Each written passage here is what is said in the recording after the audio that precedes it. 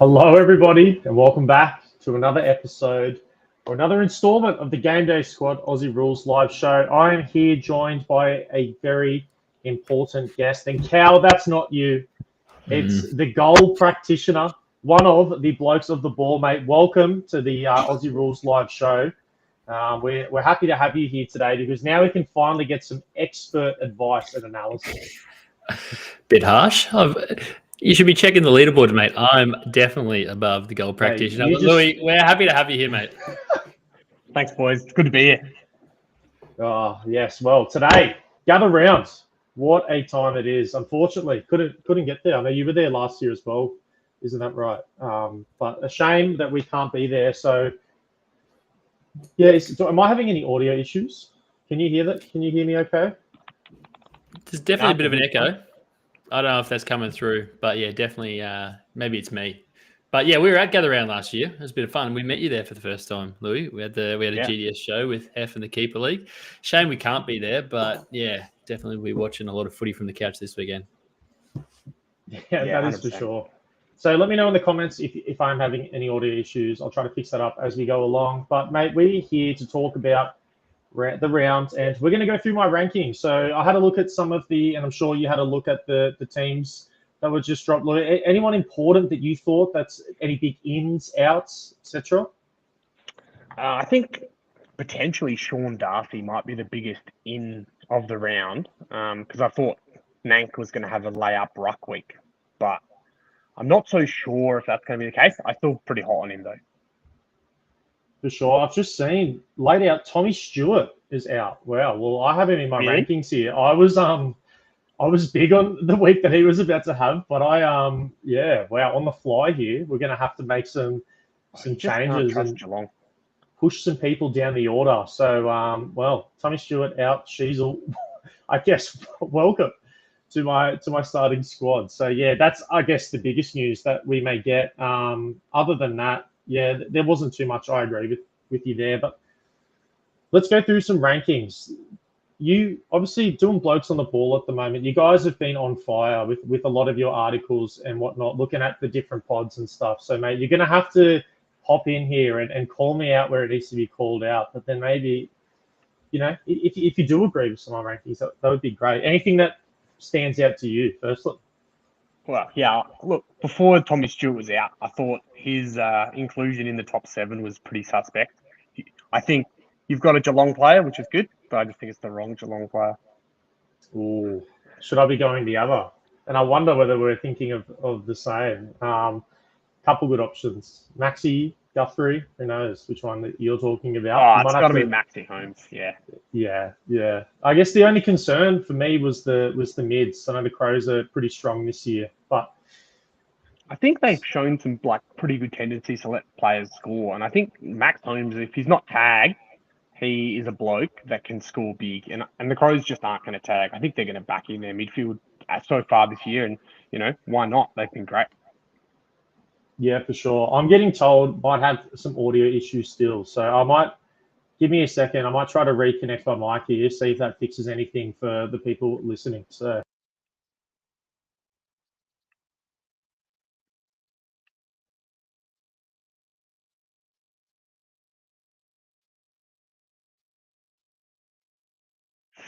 Stealth.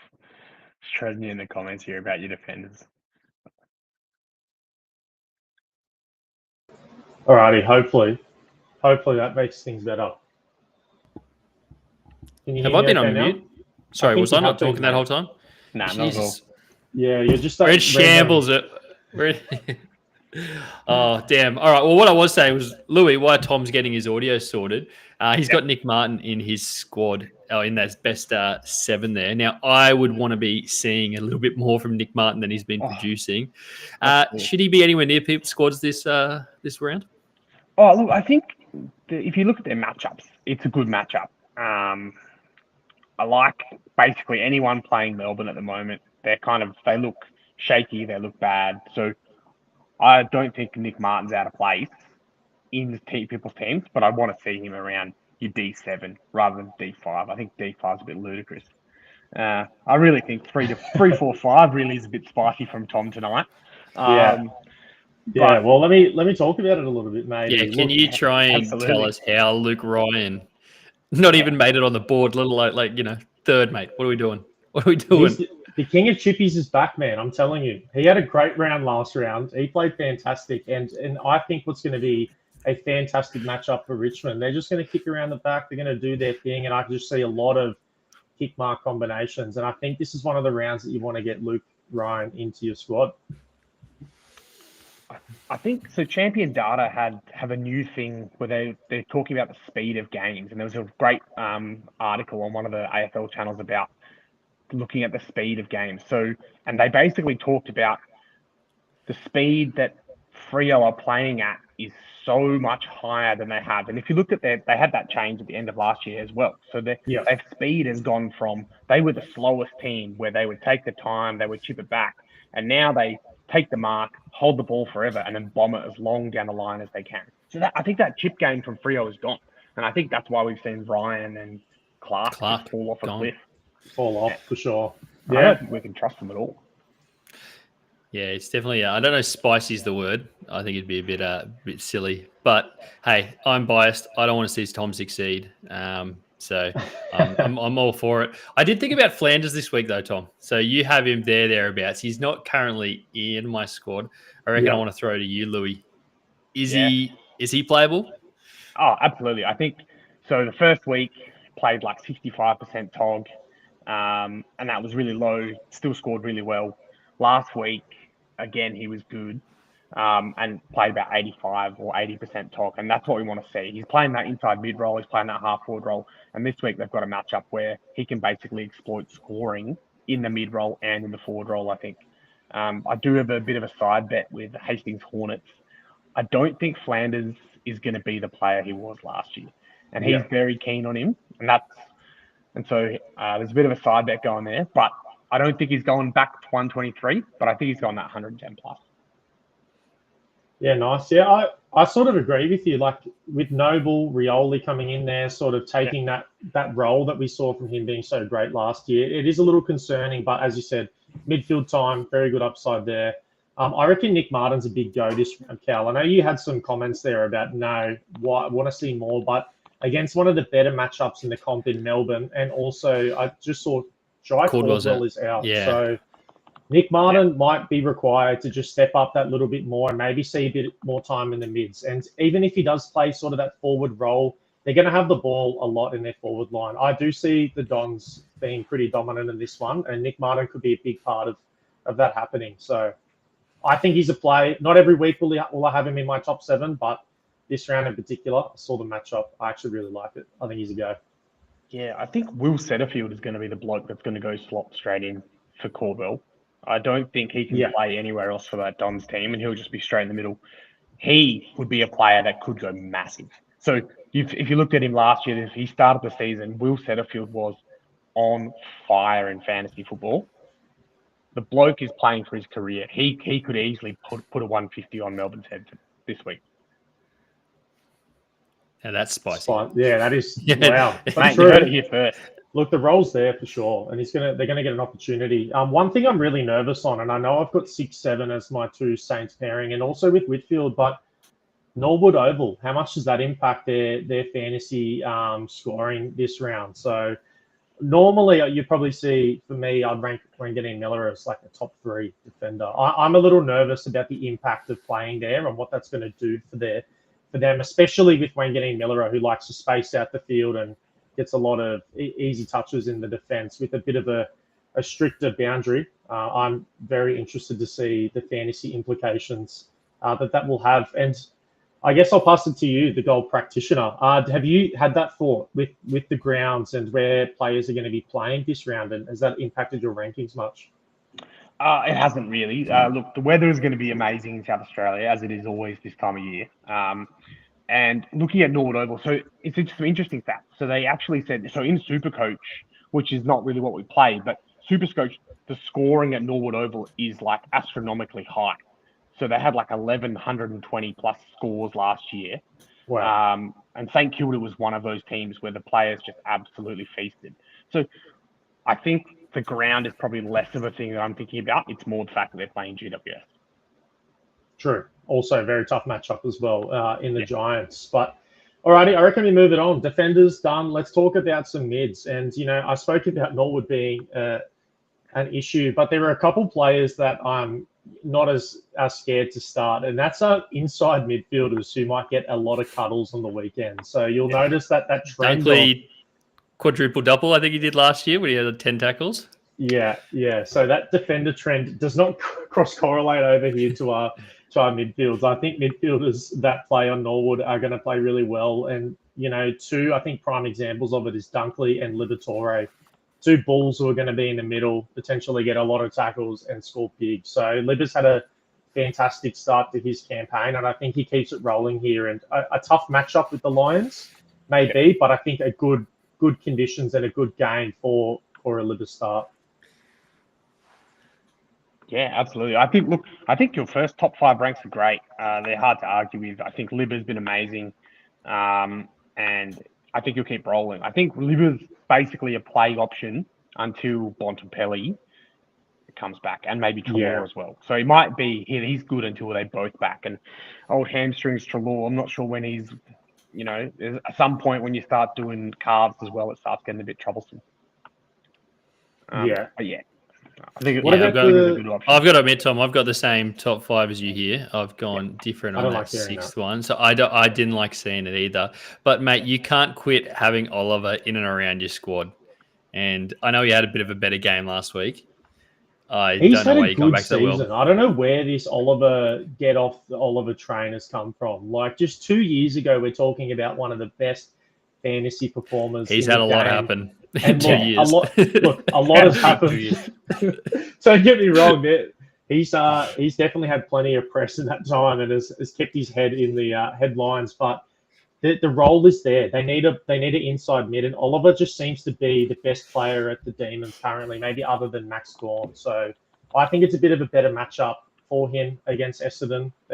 I can't see him getting tagged or anything, and he just misses out for me. But he's building. I just feel like he's slowly building a good campaign, getting that confidence back. And I think by the end of the year, he might be ranked higher in some of these rankings that I do. Yeah, potentially. I think he looks like he could pop a score. He just hasn't seemed to do it yet. For sure. I'm not 100% sure that it happens, but I think there is a world where Durham goes to him and lines up at him at the contest and tries to slow him down. Kind of what we saw in round 1 with Dawson. Not that it really slowed him down at all. Not Dawson. Sped him up. So in my 6th rank, so I have the same top 5 as well. In a different order, but same top 5. My 6th ranked defender is actually your number 8 in Andy Brayshaw. Yes, well, matchup, right? Going to butcher them, right? Yeah, it's purely matchup based. We talked about them changing their game style, and Sarong and Brayshaw have suffered because of that. They're not getting those cheap marks, and they have to get heaps of possessions. But this week, I think they're going to feast, and they're going to get heaps. Well, I've got to ask then, Hayden Young coming back into that dynamic in that midfield, does that impact maybe Sarong or Brayshaw? Does it impact one more than the other, or are we full steam ahead here with this matchup and starting these mids? I think in my world it hurts Sarong more than it hurts Brayshaw. Okay. Wow.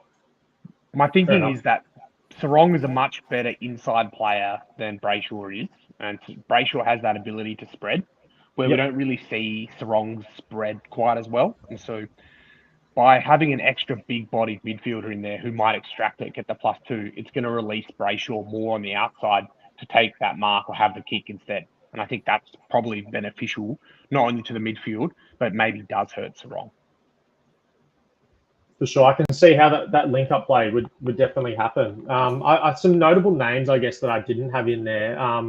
Rosie, not in my top, but the Port midfielders in particular. I'm a little nervous on. Is that consensus here, or is Cowley fuming that your price card Rosie is not in this top 10? No, I'd be disappointed. I'd be more concerned if he was in your top 10, to be honest.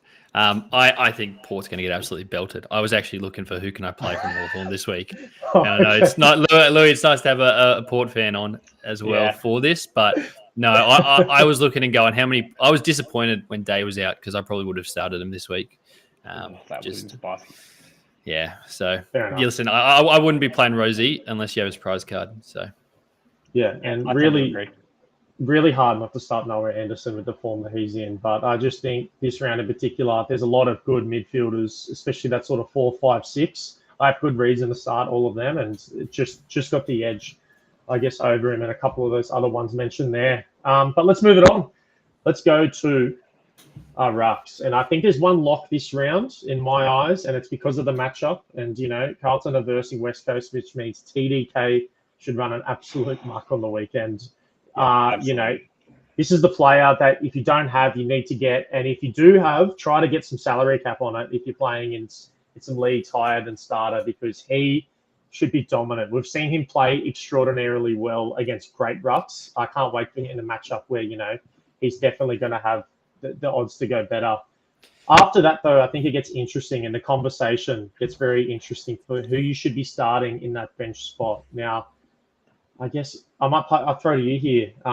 What's your thoughts? Who do you have around that mark? Is there someone that you're leaning towards, or are there a couple considerations for you? Yeah, so I actually think my top 3 is exactly the same, just in a slightly different order. So I think Tom De Koning's the lock. I think Nank is actually number 2. He is a bloke who can go really big. He tackles, he does all that stuff around the ground. And he's going to come up against an underdone Darcy. If you told me Darcy gets injured in the first or second quarter, I wouldn't be surprised. He's not really played a game. He's going to be gassed. He's not notoriously fit. And I think Nank's gonna bully him, frankly, in his first game in the season. So I'm very hot on Nank. I think Rowan Marshall will be good. Briggs is a relatively good matchup. And he's not going to sort of allow that player to dominate him in the ball. Like we saw Sweet really dominate hit-outs, and I think hit-outs is the biggest marker of how a ruckman's going to score. And so, for sure. Rowan Marshall doesn't tend to be a ruckman that scores really well. He scores more from transition points, but he's going to have a lot of opportunity in that smaller ground that we've talked about. And then I think Cherry, I've faded down. I want to see something from him. I'm sure he's carrying an injury. That means we just can't play him. Yeah. Has he gone over 100 once out of 4 times this year? Yeah, he's had a big round, the first round, I think. So he's 133, 101, and then hasn't gone over it since. So, which is crazy because he was the most sought after card heading into the season. Absolutely. And people, you wouldn't be giving him away, but you'd be hoping for a bit more. He's so young. He'll come good. Like you kind of knew that he was going to be average at best to start this season. The second half of the year is where his card is going to go bananas. He's going to come into that soft ruck matchup and just dominate. Sounds like an official blokes on the ball buy low. So 100%. Yeah. If we had a stats article, that would be the card probably I'm chasing the hardest now to watch his price skyrocket. And the next card is Max Gordon. His price is going to skyrocket too as he comes into a weak or soft matchup as from the ruck point of view in the next few weeks. I wouldn't be surprised if he drops 140s, not this week, but in the coming weeks after, he's going to be hard to ignore. I think the one player you might have missed in your top 5 is Darcy Cameron. He has been quietly going about putting some good scores together, and he's sort of he's not that high-profile ruck that we love, and we're sort of not giving him enough credit.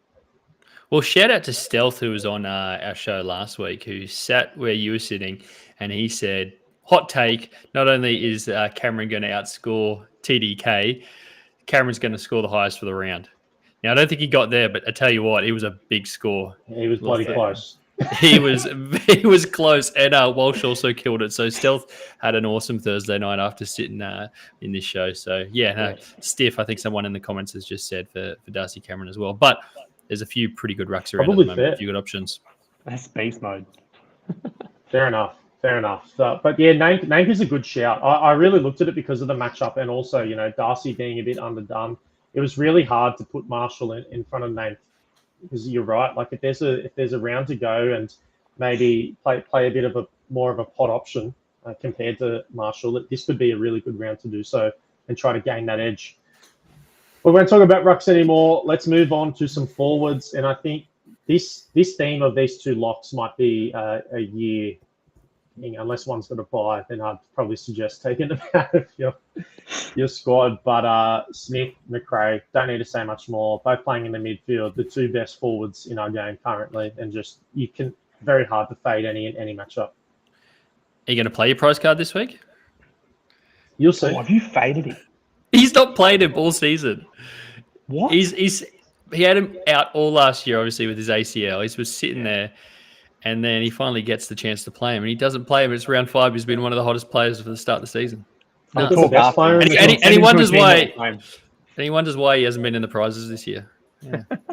Hey, I got the best player in the comp. He's all-star. I'm starting. And I've got the actual best player coming back soon, and I'll be starting theirs in Errol Goulden, which I'm very excited to get back into some squads. But look, let's talk about some spicy names that are in here. And I think Keziah Pickett is one of the ones that people are going to look at. One big indicator for me, he was 55% CBA attendance for the Demons last round for Pickett. I sort of called it out as well during the last show, and Cal just went, nah, there's no way Pickett's a good in. I think he could be in for a good round. Good matchup. Playing some midfield time. I tried to talk out of him last week. Do you want to have a go this week?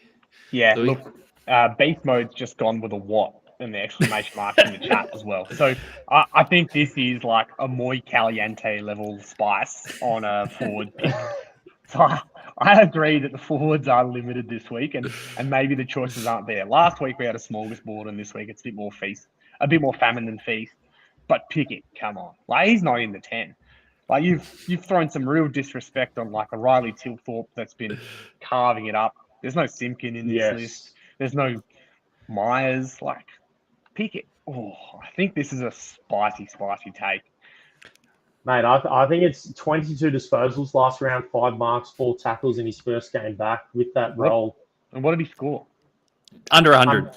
Under 100. 97. So I think he had 4 behinds, 3 behinds as well. And I can't see Pickett going 3-1-3 or 0 for 3 or 0-4 every single round. I think it's a good floor sort of score. And look, if no one wants to hop on the Pickett train with me, I'll ride this one solo. I think he's in for a good round. Yeah, I think this is a ticket for one, and I think you've bought the whole raffle book. Yeah, well, I'm nowhere near it. Toby Green, he is someone I want to talk about. Is he in your best 7 this week? Because I've thought about him. He obviously was quite good last week, but had the best matchup. I don't know. He was on the fence for me. I don't think he's in my squad at the moment. He's not. What should I be doing there, Louis?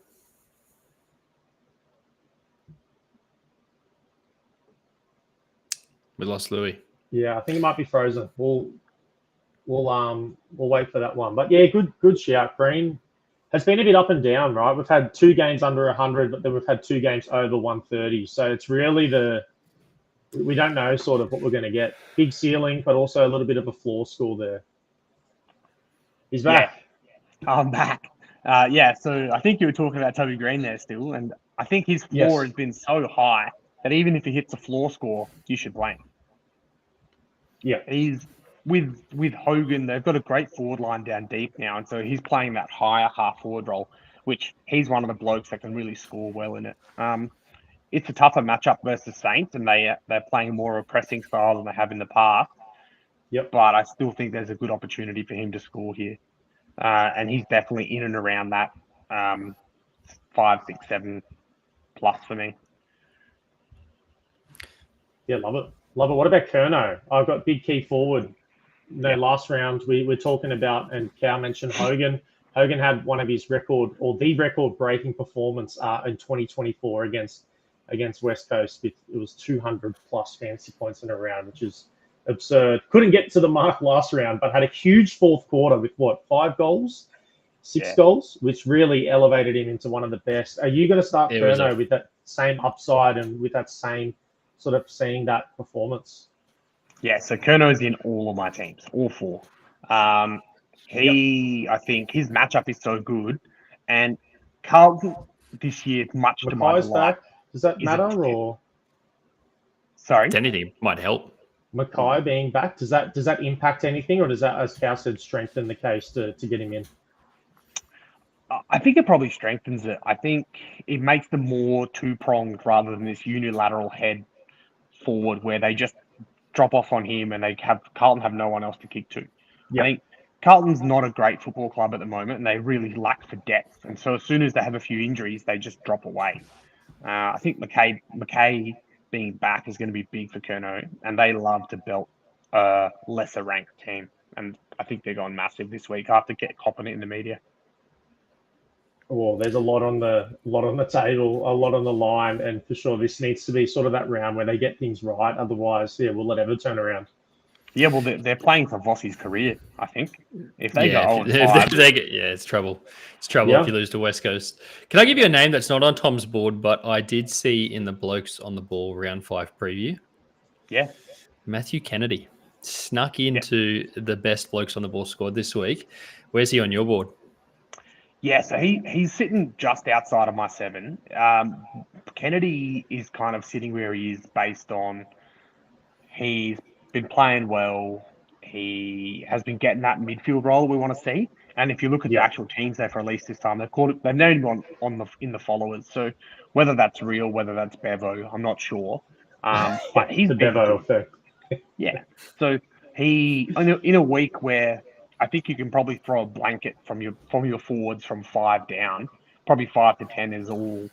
You just got to luck out to pick the right ones. This is a week where I think Kennedy can be that pod pick, and he's like, if you're looking for like a cheap pod in Challenger or in Open, he's dirt cheap.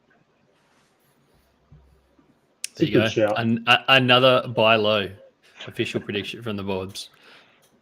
What about, one player I don't have on my list, and maybe I might get your insight in here, is Jai Simpkin. Like, he's been on fire to start this year, but again, playing the Suns, I thought a bit of a tougher matchup, and with some injury concerns last week as well. Maybe will he be coming into this one 100% healthy, going down in his game last round? Are you starting Simpkin, or do you have him? You're going to be fading him this round as well? I'm keen on Simpkin. You're saying he's got injured. I think then he went and dropped like 44 in the last quarter after his injury. He did come back on. I'm not that worried about his injury, and he's basically playing as a pure inside mid. So we're getting the opportunity to select a forward who's getting enormous amount of midfield time. I think when they start changing who they're coming back, and we start seeing Wardlaw back, then I'll probably start fading Simpkin. But we'll see. I think we've probably skipped over the Jason Horne-Francis pick for you, and I think you've got the wrong Crow this week as well. Those are my other things on your ranks that I think we should maybe have a chat about. Yeah, well, Horne-Francis, I have been, riding the sword all season and hasn't been paying any dividends, and I decided to fade him for one round, and lo and behold, he became one of the best forwards in the competition. 148 fantasy points last round. He was everywhere. Now, 3 goals, I don't see that being a consistent theme in his game, but it is a tough matchup. Versing Hawthorn, one of the best teams in the entire competition, plus also their midfield just being locked down at times. They are fantastic and they know how to play, but someone's got to win the ball, and I think Jason Horne-Francis almost likes it more when he has Rosie and Butters in the mix, because then a little bit less attention is put on what he's doing, and he can sort of roll forward with a bit more of a license and a bit more freedom and play sort of the game that he wants to play. So I'm doing it because I've been burned big time. The matchup doesn't scream start, but look, with the upside that he has playing in the middle and also going forward, I had to get him in the squad this round. Yeah, and look, that's really a very fair take. I think he hasn't looked like, except the last round, he didn't look like the player we saw in the preseason. In the preseason, I thought he was going to be F1. I thought he was going to be the best forward in the comp and just going to go bananas. And then he was dropping like open chest marks and just fumbling the bag, and I don't know what was going on. But yeah, he looked great. Sure. I think this week is a tough matchup, but he definitely plays better when Butters is back, and they've got that 3 guys in there, because it just gives 3 players to do some work. And I kind of like that Butters looked a bit angry, and he'll be getting his fine to get the 50K this week, 100% guaranteed. If you can bet on it, that's what I'd bet on. Yeah. Well, I'm going to be betting on Dylan Moore to have 3 or 4, because I think the the Hawks are going to have about 25 plus as a team. So I've got more in my rankings this week. He's the only Hawk I've got in there, the only one I could find. I don't know how you guys feel about it. I feel like that's going to be Sunday afternoon is going to be a bit of a mauling. Sam Darcy. Interesting pick. Massive week last week. I don't know what company you can recreate it. Yeah, where's he sit? Where's he sit in your dynasty rankings? Darcy, Louis. high. Yeah, I think I had him fairly high in our pre-season forward ranks, and I actually copped a little bit from the boys about how high I had him. But he looks amazing. Mate, the AFL thing now is to call a player that's having a good game the best player in the competition. But between him and Tilthorpe, one of them is the best, and they both look phenomenal. For sure. And look, like if you look at his scores this past 3 weeks, 122, 118, 155. His lowest marks in a game over that period is 8, and his lowest kicks is 11. He's got 4, 2, and 5 goals to go with it. He is just dominating. I guess the reason I had him outside at the moment, it's pretty tough to not be starting someone, is presumably Harris Andrews will be on him this round and versus the Lions, and that's a really tough day. Great defender, all-Australian type of player, and I do see him not having the same success that we've seen over these past 3 weeks, but he's going to be in and around this sort of rankings for me moving forward, and in some better matchups and some better rounds, he'll be very, very high up for me because his upside is massive. Yeah, 100% agree. I think he's very good. But yeah, and the matchup is the only reason I'm not playing him this week. For sure. Yeah, a bit harder to start him in a week where he's going to have one of the best defenders in the competition. But that's the rankings done. What we'll do, if you want to share your screen, and we'll pull that up because I think it disconnected when you froze. What about that? We'll get up your squad. What about that stealth comment? You want to bring that one up? We can go through that one. I like the sound. Can you of not that. pull it up? Oh man. Maybe start with Tom and work your way up. How's your season going, Tom? It's going okay. Look, we haven't had the start that we wanted, but the thing is there's plenty of time left. So all this smoke you're giving me now, I want all of this in week 20 and round 20, when you presumably fall off this island. You just you're holding out for Goulden to come back in and save you. So 100%. He's my boy. Yeah, he's coming to save the mighty Zeus Cannons, that's for sure. But let's talk about, you've got your squad up here. Take us through one of your squads and some of the players you'll be starting for the round. Yeah, sure. So just a bit of a flex. I am sitting in the top 3 for starter this at the moment in the overall, so that's pretty good. So this is my starter competition. I think it's pretty reflective of the ranks we sort of talked about in the defenders. I do have one in Darcy Short that I'm pretty keen on this week. Nice. Fowler's a big Short hater, just by the way, so you're going to have to try to convince him as to why. Not a Short hater. I just didn't have him in my squad last week, and he went okay. I don't think you'd be pretty happy. I didn't think I had him in my squad either. He was at 8, and I got roasted for it. But anyway, we'll continue. I think when if we start looking at like the best defenders, I think he's like 7th or 8th for the season. He's good. He's great. I think he's a great player. We're playing blokes like Holmes and Flanders and Dale and etc., who have all gone far less than him. And like if you look at Luke Ryan and Jack Clark, they're way down the list. So I think Short's not getting a lot of love. So for me, I think he's a good option this round. If you have it coming through into our midfield, like I said, there's no surprise here. This is basically exactly the top 5 we talked about, and then Andy Brayshaw at number 8. Andy D. It's Jordan and Dunkley based on form, and then it's Merritt, Walsh, Sarong, and Brayshaw based on matchups. I just don't think you can go past them. Coming into the rucks, like we had a chat about, Tom DeConning is locked in at my R1, and I've got Nank coming in at 2. I think he's going to monster Darcy. It's his first game back. He's not going to have that match fitness. And despite Freo, I think, dominating this game, I still think Nank's going to go big. I do like the Nank call. Good pod option, like you said, for someone who wants to maybe play in a league above. Yeah, and he's cheap. Like, he just gets no respect. For like, if you look at what None from me either. After what he did to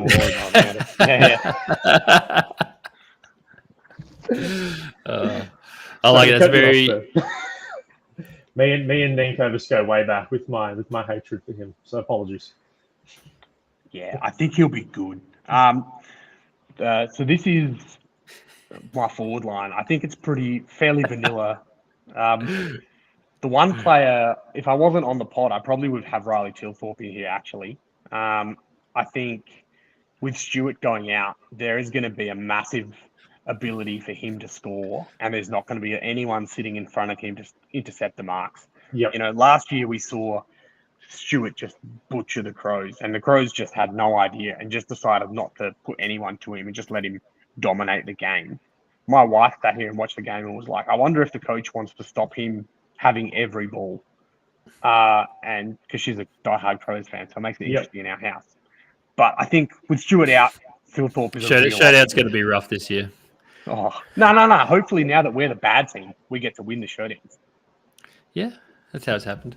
No, that's what happens. When the showdown is your finals, you win. And the Crows have been doing it for 5 years because they've been terrible. Love it. Yeah. No, that's definitely a nice squad. And like I don't know if you said at the start, but the Blokes on the Ball squad last week that was posted would have taken out the starter competition. So if you haven't checked out Louis and the stuff that the boys do over there, make sure you do that because there's a win just sitting there. Do you want to see the squad that wins Classic, Tom? It won't be yours, so we'll pull up I've someone been else's. kind enough to get it for you for this week. That is what it looks like. Not with Rosie in there, mate. That's 100% not the squad winning. So I'm rolling. One of the things that I've been doing all season that's been working for me is just loading up on the rucks, which I know was something else that you boys called out this week. That's where the money's at. The rucks, get them right, and you're off to a good start. And I'm going big on Sarong, and then I've got Dunkley as the person who I think will get a few extra cuddles in there. But hopefully there's nothing there that jumps out too much. But yeah, that's going to be the squad that you see take out the Classic Comp this week, and I'm excited for it. Yeah, nice. Beautiful. The stats actually say the rucks have been pretty bad this year. I'm looking at different stats, obviously. Bailey Smith is the man, and he's just sitting in Tom's, little. He's still sitting in my IR. Forgotten to pull him out of injury reserve. You've only had 2 years to get him out, but that's all right. I wonder how long you'll leave Goulden on the pond. No, mate. The second Goulden comes back. I cannot wait to see my boy Errol run out again. You'll play him a week early just to get some run in his legs, so he's good to go. Yeah, exactly. Give him the confidence and get him in a round early so he's ready to rumble for the Zeus Cannons. Well, we're only, 12 minutes away from first bounce. So I think we'll wrap it up there. Thanks to everyone, the Gather Round special. Thank you, the Gold Practitioner, and all the great work you're doing with Blokes on the Ball. Yeah, cheers. It's been a fantastic season, and hopefully I can get some results like you. That's what I mean. Hopefully. We'll see how it goes. Definitely will. Cal, any final comments, thoughts before we enjoy Gather Round, what's going to be a fantastic weekend of fantasy footy? Yeah, good luck to anyone playing Cozzy Pickett this week. So, yeah, wow. Thank you. I appreciate it. But alrighty, everyone, thanks for tuning in, and we'll see you all next week where we'll preview the next round. Peace out, everyone. Cheers.